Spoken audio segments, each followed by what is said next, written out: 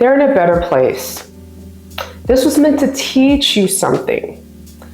You chose this before you incarnated. Just raise your vibration and the grief will transform itself. Yeah. If hearing these phrases when you're grieving wants to make you scream, okay, type down scream in the comments, okay? Because here's what nobody in spiritual communities want to actually admit, all right? Sometimes spirituality isn't healing your grief. Sometimes it's helping you to avoid it. Okay, and I can say this because I'm both a therapist and a spiritual guide. I live in both worlds. I facilitate mediumship readings. I utilize tarot clinically and spiritually. You heard that right. And I help people connect with their ancestors along with leading full moon rituals. I've watched spiritual bypassing destroy people's grief journeys more than I've watched them heal them. Welcome back to the Healing with Amber channel and the 9th episode of Things No One Tells You About Grief podcast. I'm Amber, and if you're a Black, Indigenous, or woman of color who's been told to just trust the universe while your heart is literally breaking, this episode is for you. Okay, so today we're going to talk about what spiritual bypassing actually looks like in grief, the difference between spirituality that heals and spirituality that harms, why everything that happens for a reason is harmful, not comfort, how to use spiritual practice as a path through grief, not around it, and what real spiritual integration of loss actually requires. This might make some of y'all uncomfortable. Good. Sometimes discomfort is what we need to stop running. So let's get into it. So let's start with naming what spiritual bypassing actually is.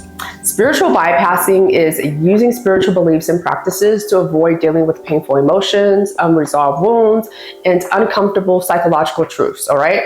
So here are 5 examples and explanations. Okay, so in grief, it could look like this. 1, they're in a better place, so I shouldn't be sad. You're using belief in the afterlife to bypass the reality that you're devastated by their physical absence. Yes, they exist on another plane, and yes, you're still allowed to miss them desperately. 2, everything happens for a reason, so this death must have a purpose. You're using meaning making to bypass the reality that sometimes terrible things happen for no reason at all. Not every death is a lesson, not every loss is divinely orchestrated. Some things are just really tragic. 3, I just need to raise my vibration and I'll feel better. You're using energy work to bypass the reality that grief lowers your vibration because it's supposed to. You're not broken, you're grieving, and trying to vibrate higher while your nervous system is in survival mode is spiritual bypassing disguised as self-care. Okay? 4, they wouldn't want me to be sad. You're using what you think they'd want you to bypass what you actually feel. This is particularly insidious because it sounds loving, but it's actually you abandoning yourself to honor a dead person's imagined perceptions or preferences, all right? 5, I'm grateful for the time we had, so I'm at peace. Gratitude is beautiful, but if you're using it to skip over rage, despair, confusion, that's bypassing. You can be grateful and devastated. Both can be true at the same time.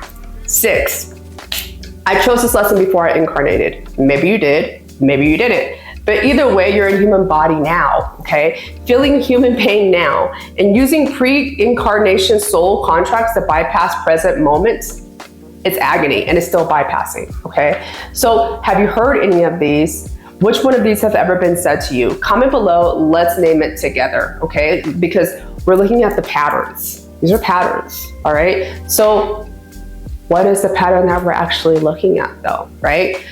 All of these statements use spiritual concepts, the afterlife, divine plan, energy, gratitude, soul contracts to avoid the full weight of the loss. And here's what makes it so tricky though. All of these concepts can be true and you're still using them to bypass if you're using them to avoid pain. If you're realizing you've been spiritually bypassing your grief, hit that subscribe and like button now because we're going deep into actually how to use spirituality to heal, not to hide. So why is spiritual bypassing so common in grief? Because culture is it's terrified of grief.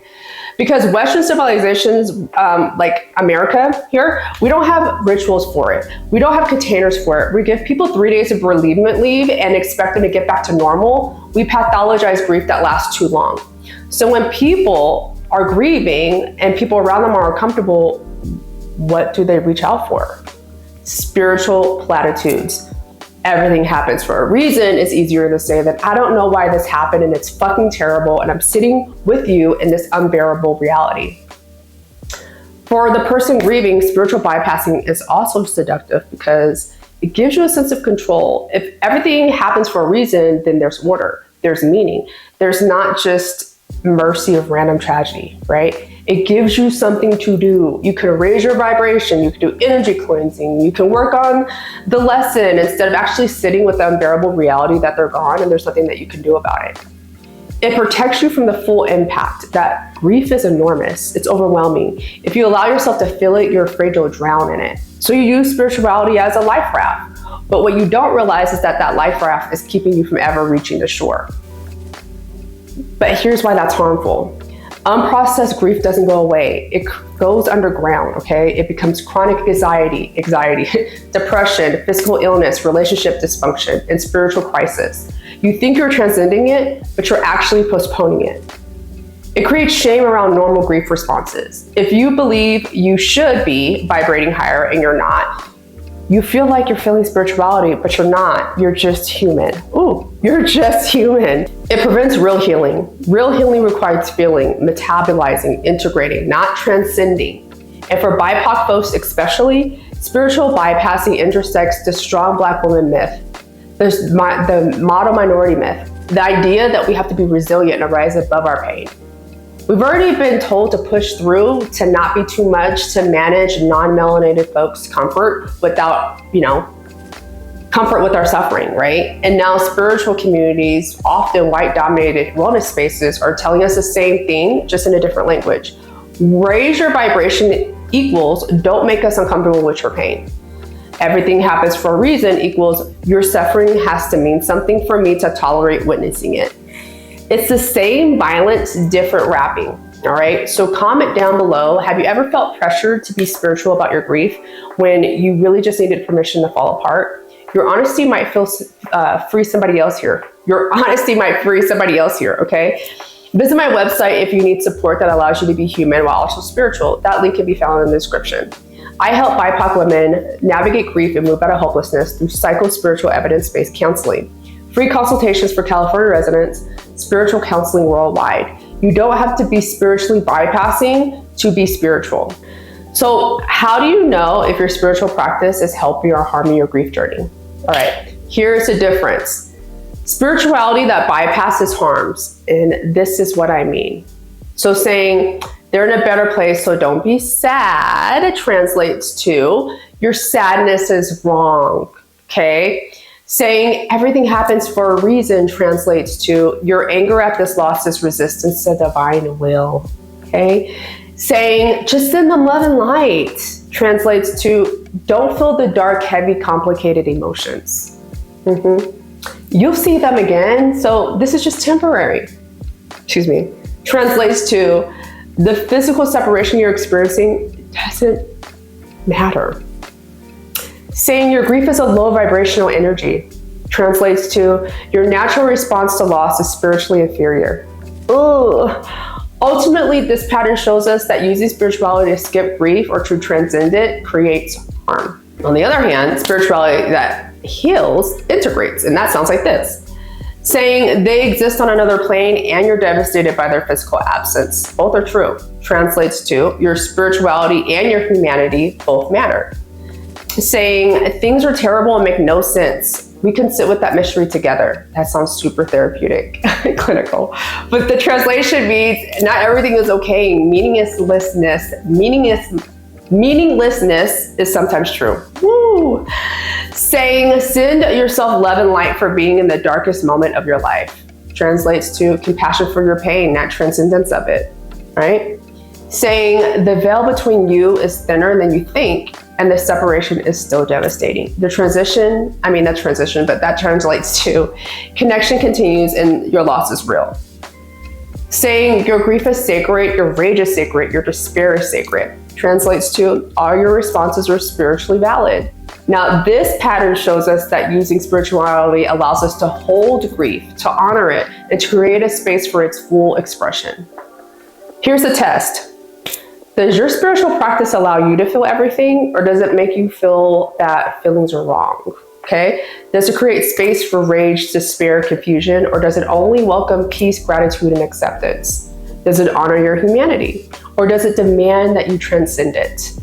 Real spiritual practice in grief looks like the following: crying at your altar, raging at God, universe, or spirit, however you define it.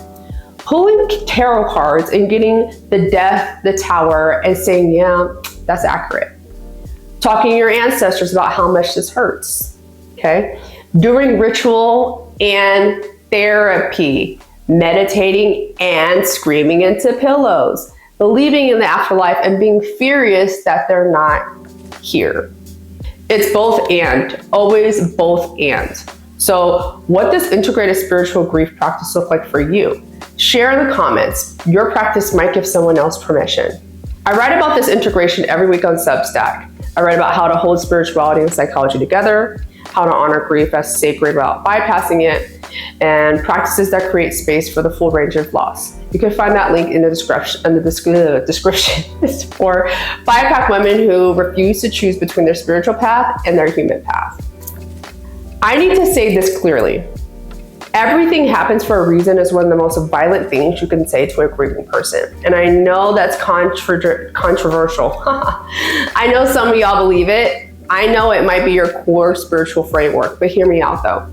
When you tell a mother whose child died that everything happens for a reason, you're telling her that her child's death was orchestrated, that somehow, somewhere, that this was meant to be, that her unbearable loss serves a purpose. Okay, that's not comfort, that's cruelty disguised as spirituality. Okay, when you tell a Black woman whose partner was killed by the police that everything happens for a reason, you're sanctifying murder. You're putting a spiritual gloss over systemic racism and violence. You're making her metabolize not just her loss, but the idea that this loss was somehow meant to be. That's not healing, that's harm, right? When you tell someone whose person died by suicide that everything happens for a reason, you're implying their person's mental health crisis and death were part of the same cosmic plan, that the suffering that led to that death had purpose. That's not support. That is spiritual bypassing at its most dangerous, all right? And here's what I believe as both as a therapist and a spiritual guide. Some things happen for reasons and some things are just terrible. Car accidents happen because of physics and chance. Cancer happens because of cellular mutation, right? Science, facts. Violence happens because of systemic oppression and individual choice. Mental health crises happen because brains are complex and sometimes they break. Yeah, not everything is a lesson. Not everything is divinely orchestrated. Not everything means something. And when we insist that it does, we do these two things, right? First, we make the grieving person responsible for finding the meaning. Now, on top of their grief, they have to figure out what the lesson is, what they're supposed to learn, why this happened for them, right? That's an unbearable additional burden. Yeah. Second, we make it impossible for them to be angry. If everything happens for a reason, then being angry at the loss is being angry at the divine plan. Suddenly their rage which is natural and healthy response to loss, becomes spiritual resistance. Okay. So what do we say instead? We can say, this is terrible. I am so sorry. There's no reason that this makes this okay, right? I don't understand why this happened. This shouldn't have happened. I'm here. I don't have answers. I'm just here.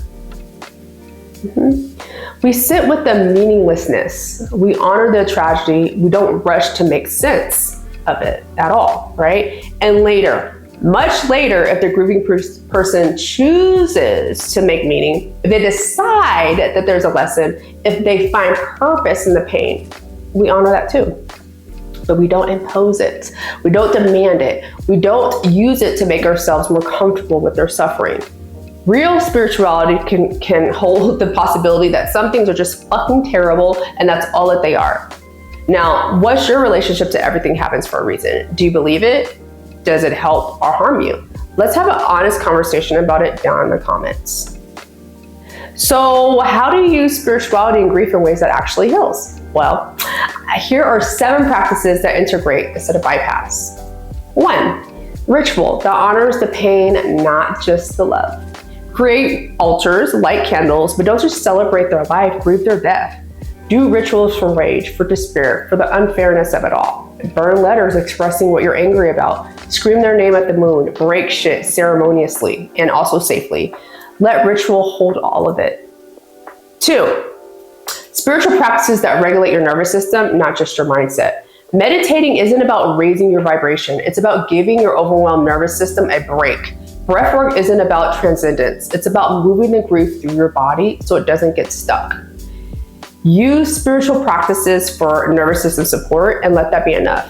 Keynote here. I did write a blog post about how mindset work is no longer the case in shifting into a better aligned reality. Nervous system work is. Subscribe to my Substack to read it, okay? Okay, we're moving on before the third practice, okay.